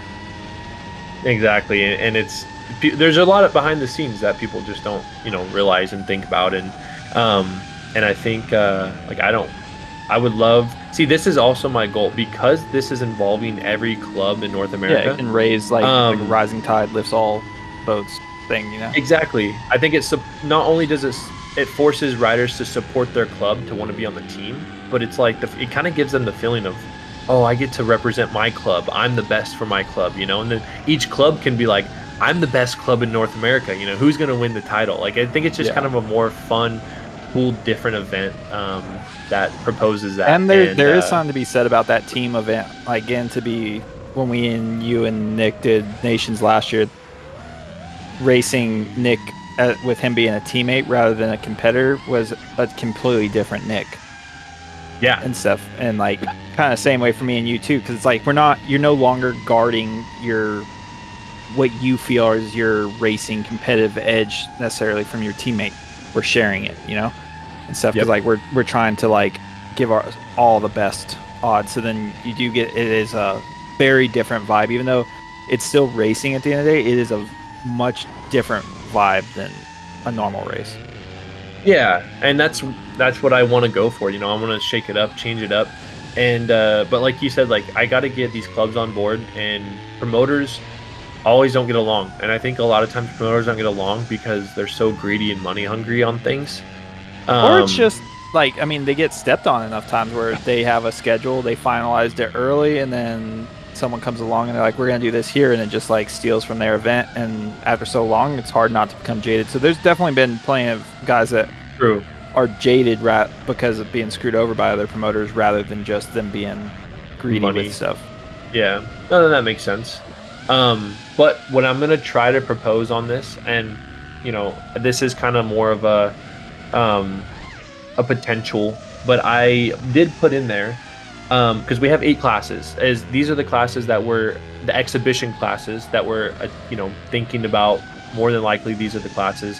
But we have an asphalt only, Vet 40, Vet 50, women's, juniors, adult minis, super quad, and open expert. Which the open expert is basically like any experts or amateurs that want to come. That's kind of like the exhibition race class.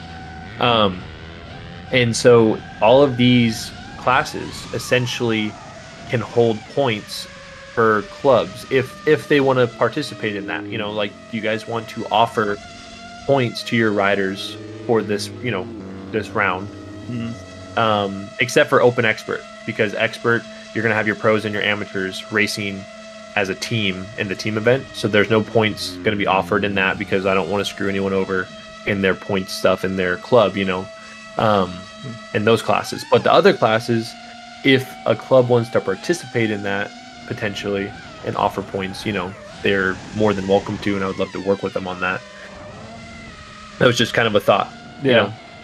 It would be awesome if we had all 16 clubs say, yeah, let's make it a points thing for our asphalt only vet class, women's class, juniors class, adult mini, super quad. It's like, how cool would that kind of be? So. Yeah, I mean, there's so many different like options. You could even do like kind of almost like a star biker type thing where it's like you could invite a road race team, an AFT team, be like guys from a different form of motorsports too. Yeah, no, that would be sick. Yeah, it's like, hey, AFT, you guys, or not AFT specifically. Well, I guess you could. You guys want to send a 3-rider team, Moto America? You guys want to send a 3-rider team?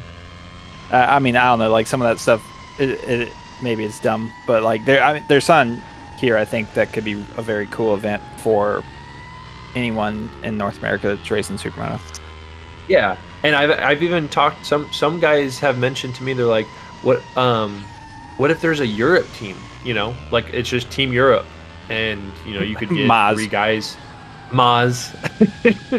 Dude, it could be brutal though. It could be like Maz, Holbacher, and Schmidt. Dude, yeah, see, that would be brutal. But the problem is there's no TMs over here, so you can't really get Schmidt over here. It's fine. I've heard Holbacher can do all right on a KTM. Yeah, he can. But you know what I'm saying though, like someone proposed that idea. Dude, and I was like, yeah, just the Austrian team comes over, like got Bushberger and Rudy Bauer and dude. But see, like, because obviously this is more of a local club event, not a national. And it's like, I think, in the second year, third year, I think it would be really cool to have maybe a Europe team if it grows. We don't need those enough. guys coming over, raining on our parade again. Yeah, Lucas, we need to have our hard thing. enough, dude. We need to have our thing for a couple years, But yeah, I think could be good.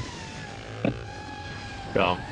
But yeah, whenever you guys get a chance to look it over, and no, that's sick. I'm excited to see where that goes, and definitely, pretty much, I mean, keep us in the loop on how that goes, and it should be something interesting to see in the next. If you pull that off by next year, that'd be amazing. But that sounds like 2025, whatever. That's really cool. Man, I can't believe we've already been going an hour and 30. I know, right? You boys got any other questions for Bronson? I mean, we could go all day with him. We haven't even barely got into anything. Hey, real quick, building another track on bikes. Dude, if I only had time, man. Abandon me, bro. I maybe in after my race in November. After that one, I'll have a winter break. Maybe I'll build one. Yeah, for you guys that don't know, Bronson and Johnnybang are now building tracks inside of MX Bikes, which is the best video game in the world for PCs. Supermoto tracks, specifically. Yes. On a side note, real quick, with this event though, I want to see if you guys know of any series that I'm missing. I want you guys to let me know if there's anyone watching that's running a series, a promoter series that I'm not about to say. Comment down below, let us know. But I got SMEC, I got Supermoto USA, I got AZ Supermoto. I had found a Facebook page for AZ Supermoto races right now, but they've been doing track days, and there's a good crew down there that, I mean, still something where they could put together a pretty solid team. Yeah. I got Supermoto Ontario. My Supermoto Quebec guy, he was saying that Ontario, they're Supermoto Ontario, but they kind of the same thing as Ontario. I don't know. Ontario. Canadians, dude. Whatever. But like, they kind of the same thing. Track days, but not really any races. So potentially, there's a OSB Supermoto, which I think that was the Oklahoma. That was old Oklahoma, one, right? Yeah. And I talked to Kenny, and he said they're not doing anything anymore. And I was like, maybe they could send a team potentially, because they're still guys around there. Yeah, well, maybe. Fred, the guy that used to run OSB, moved to Ohio. He moved to Ohio, works for KTM Group, but he also is like the race director for all of SMEC's stuff. So he's still putting on like badass supermoto races around the country. So that's cool. Good to hear. He's not local in Oklahoma doing it in his backyard anymore. Okay, no, that makes sense. I got Utah SBA. Mm-hmm. Yep. Is there 2 Utah series or just one? Because I found another Utah. So it's kind of due to the UMC changing hands, I think, and it's kind of like it's almost. I could be totally wrong on this. We might have to hit up our Utah friends to figure this out, but I think it's kind of like what Road America does, where they kind of have their own series, where they got their local sport bike series, they got their local supermoto series. But from what I understand is whatever their local road race series is also running a supermoto series. It's not like the same weekend necessarily. It's like, but it's the same kind of guys running race direction, doing timing, scoring, that kind of stuff. Makes sense. But yeah, they do have a pretty solid series with a bunch of fast dudes and stuff. Okay. But yeah, we can definitely. We got U-tards that we can hit up for sure. Yeah, we can hit them up. I got Southeast Supermoto, which was like the Florida series. Yeah. But I don't know if they're still going necessarily. It's like mini GP. It's like South Florida. It's SF. Yeah. I can't remember the thing of it. But yeah, like Gio Cavato, he's been doing it and stuff because I think he lives in Florida now. Yeah, I talked to him and he said, yeah, there's this. But it's more of like mini moto as far as like kind of asphalt only, from what I understand. I don't think they got any. He said there's not really any dirt sections. He said it's mostly asphalt. He said they have a few, 5 or 6 supermoto guys, or road race guys, I guess I should say. But they got a bunch of the fast road race guys down there that ride those tracks all the time. They're kind of the Moto America dudes that live and train down there. So, they could send a team, what I'm saying? Yeah. That'd be cool. Come ride the dirt section, you pussy. You come ride the dirts. We got Great Lakes Supermoto. Yep. I found that's like a group or something. Yeah, but they got like a solid crew. They do they? Quite a few of the SMEC races. And it's just a solid group of dudes. For the most part, they rent out a track and run these like really cool, fun-looking track days where they'll do like, I think they'll do some mock races if they got like some crew together that wants to do something. But for the most part, it's like they got kids, they got women, they got all different size bikes, minis to full-size bikes, some 250s and stuff, and they're mainly just doing track days, but they're kind of, I'm not sure, I think they maybe want to do racing, but then there's also, we got to remember, when you got a small club, as soon as you start racing, that means the insurance that you're buying to cover that weekend goes up exponentially and stuff. So that's where I think they're kind of sticking with more of that track day model, and then they'll when we've gone and done like Lightning on the Wolf, there'll be like 10 to almost 20 of those dudes from Great Lakes Supermoto at that race. That's cool. Yeah. Good to see that they, support that stuff. Mm-hmm. But yeah, definitely. I have a VIR Supermoto for, I think, Virginia. Mm-hmm. I talked to that guy on Facebook and got his email.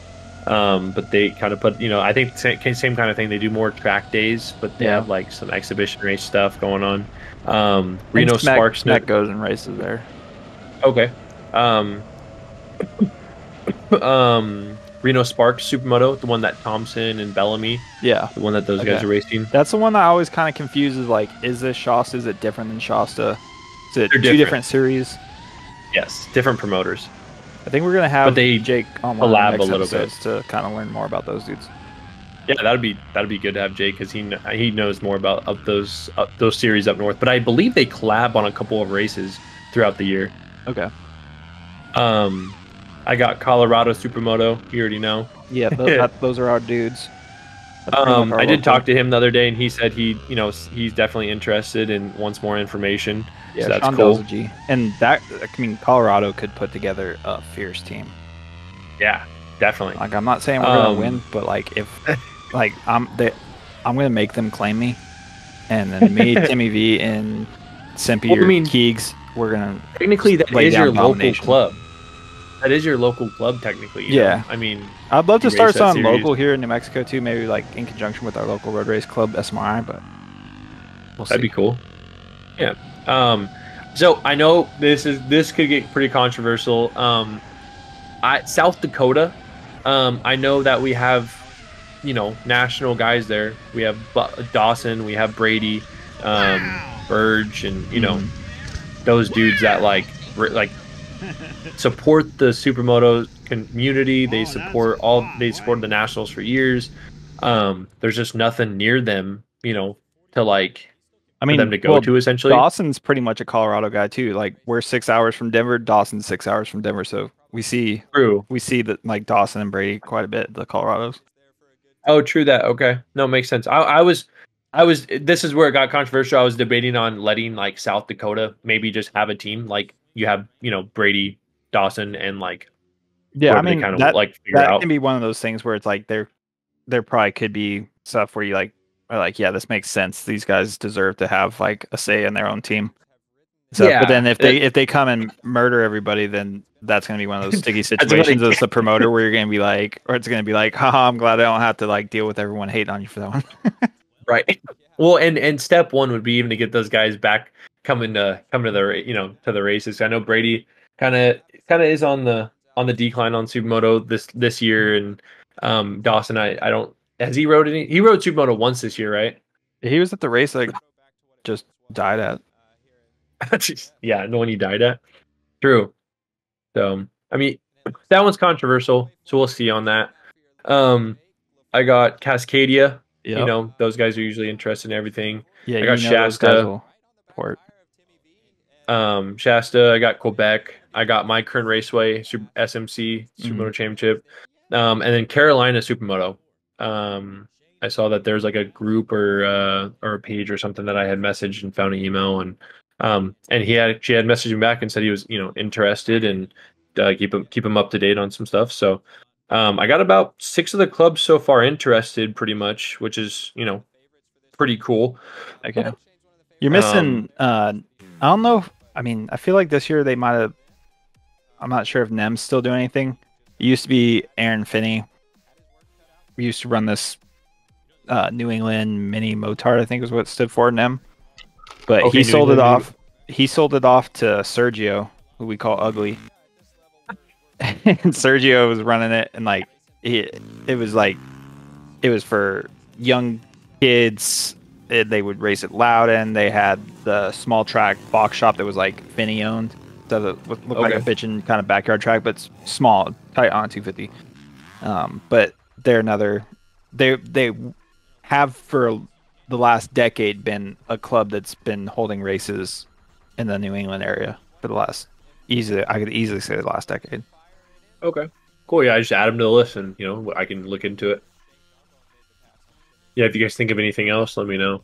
Yeah, for sure. And I would put Road America on there too if you don't have those guys, because that's another place that could send a straight murder team to Road America. They have their own little series, huh? Yeah. Okay, cool. No, yeah, and see, that's exactly what I wanted to do this for, and just like I just got 2 more potential clubs that I can add. Yep, for sure. And then like Jay knows a lot of those type of dudes, so yeah, like just talking to these different promoters is gonna help you connect all these webs. Hell yeah, Stuff, and then No. definitely whatever we can do to help talk about it, that kind of stuff, for sure we'll do it. Yeah, definitely, dude. No, I'm like I said, dude, I'm pretty gung ho, and I want to make this event happen because I feel like I want to provide the feeling that you and me had at Nations, kind of provide somewhat of a simulation of that feeling to everybody else, other riders in North America. And I think this event could kind of somewhat simulate that. Yeah, and definitely be rad. Now, I was telling Johnny, we were gonna have it in Canada at that track, Mettett. The track owner was on board. I thought it was a world class facility, one of the best tracks I've ridden. I thought it was gonna be perfect for this event. The only problem is, it came to my attention after speaking to a couple of promoters, is that Canada borders are pretty strict. Yeah. And the other thing could be sanctioning issues. Yeah, if you chose to sanction. And so that's where it kind of gets tricky. And so we kind of pulled out of that idea of going to Canada just because of we could lose a lot of riders just because of the strict borders. Yeah, like you got race passport? Nope. Yeah, and passports too. Not everyone has a passport, I'm assuming. And so just kind of pulled out of that idea. But we're trying to find other world-class facility tracks and facilities. Like we want a fast track, a technical track, elevation, a good dirt section, enough room to hold, a bunch of riders, and just kind of a world-class track and facility. So, you guys have been to a lot. Do you guys want to put a list together, and send me something? That would be cool. Just so, because I've seen Wisconsin, and I think it, potentially would be a great facility to go to for this event. Yeah. If you guys have a list of other tracks potential as well on top of that one, that would be pretty cool as well. Yeah. Yeah, I think the hardest part is going to be trying to line up, obviously, a venue. So, like, if it's, say, like Wisconsin gets sticky if you're going into the colder months, at the end of the summer. And also just like if you're going to put it earlier in the year, working around everyone's schedule and stuff. So I think that's going to be the hardest part, is trying to be able to come to terms with a weekend and the location that works with everyone, or doing it early enough to where everyone can work around it. So that's why I brought up maybe this is something that's going to have to be shot for the inaugural one to be in 2025. Or damn, we're in 2024. I'm like a year off, dude. Yeah, 26, dude. Yeah, because there's definitely a lot of logistics that are going to have to go into this. Because it could be an April race, but and stuff. But like it is one of those things where it's like, depending on how the clubs want to do it, if they want to pick top 3 in their series, if it's early in, but I mean that's all kinds of stuff that it really doesn't matter at the end of the day. It's going to be something that people are going to probably be amped, and the guys that are going to want to do it are going to put up their hand and be like, yo, I want to do. Right. And I think if we were to have it earlier for let's say like you mentioned April, if we were to have it in April, I think we would allow current points or points from the previous year in the final championship standings. You know what I'm saying? Right. Mm-hmm. So it's like, hey, like if you want to choose one of your top 6 riders currently, or if you want to choose one of your 6 riders from the previous year championship, that is okay.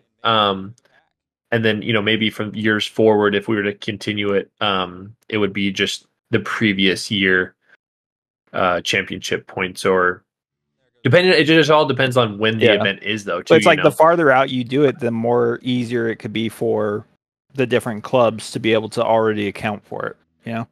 Instead of like going definitely last second, like it always was with the AMA, and then it would screw over whether it was like Brock at Supermoto USA or someone else, because they couldn't wait on everyone to like come out, so they had to pick a day, and then someone else would screw them over.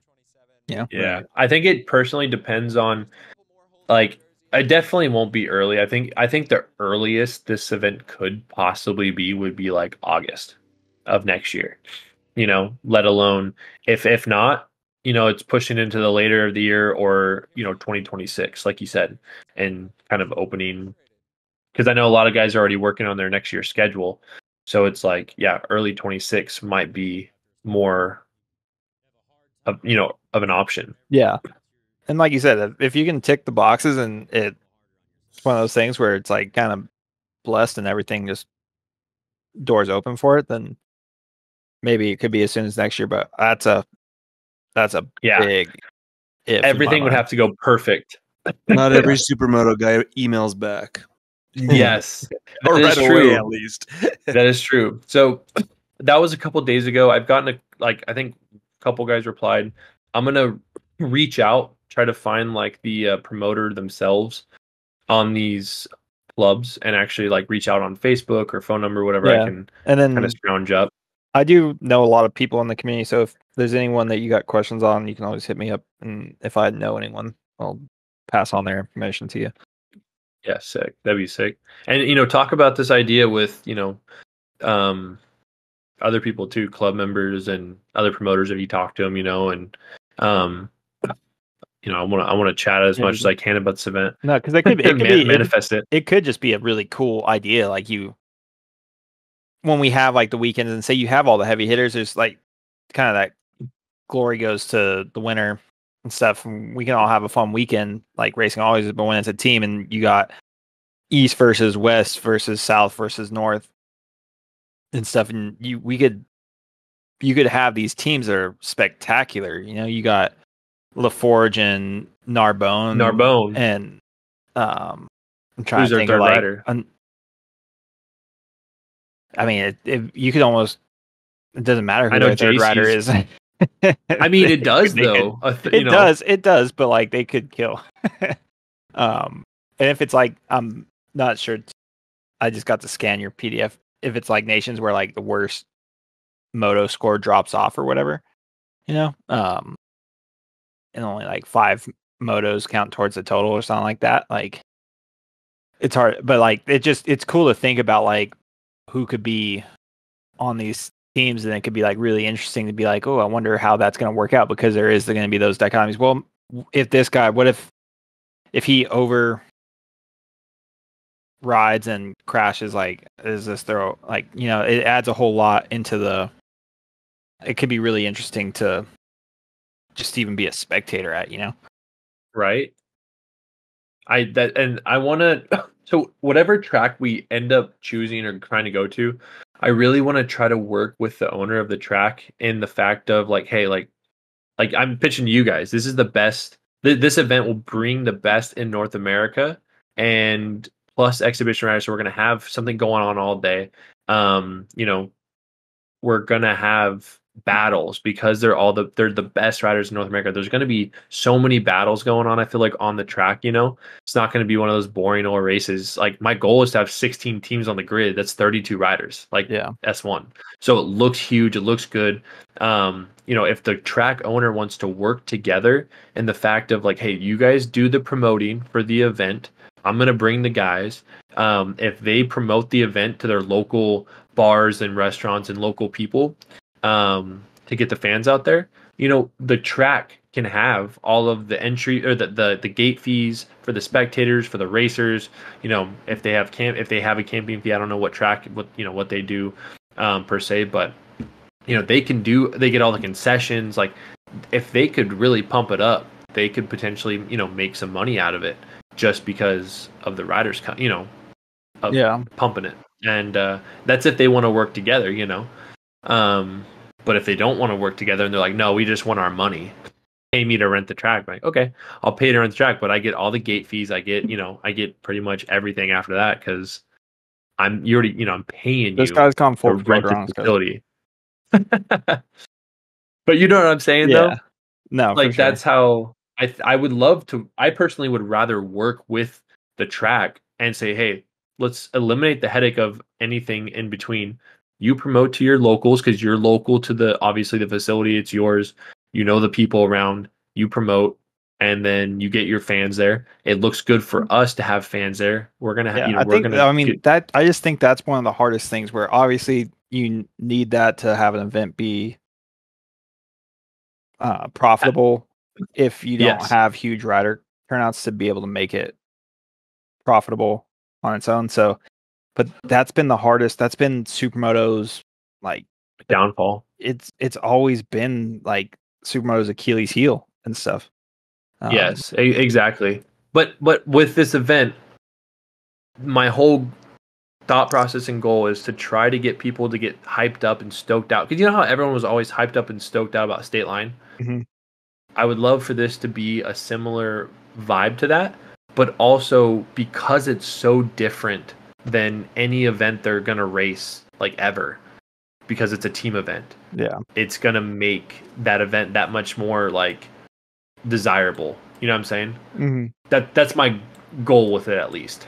Yeah. So, but yeah, that's it. That's her. Yeah. All right, boys. Thank you, Bronson. Yeah, I feel like we could there's so much we could have got into with you, Bronson. So I mean, I'm sure we'll have you on more to talk about it. And good luck in Belgium this year. Have fun at Mettett. It's definitely a bucket list thing to do. So. Yeah, I wish you were going with me, man. Maybe one of these years. We'll see. Definitely an event that I recommend to anyone who races Supermoto. It's tons of fans, 2-minute track, and there's just fans lined up through the whole track. Yeah, and it's through the downtown streets of Mettett. It's just unreal. Yep. Right on, brother. Well, thanks for doing what you're doing for the sport. We appreciate you. Yeah, man. Well, I appreciate what you guys do for the sport too. You know, everyone should support Supermoto magazine. You know, I think you guys need to get some apparel, dude. We need some SMR shirts to sell. we do have money some stuff on our website, but it's just like drop ship. Yeah, so we don't really make money on it, but we should definitely collab. Yeah, we'll talk. Yeah, we gotta show up and bring some boxes of shirts. Well, sick. Well, thank you, boys, for having me on, man. Love talking to you guys, and talk to you guys in the next one. All right. Love you. Bye.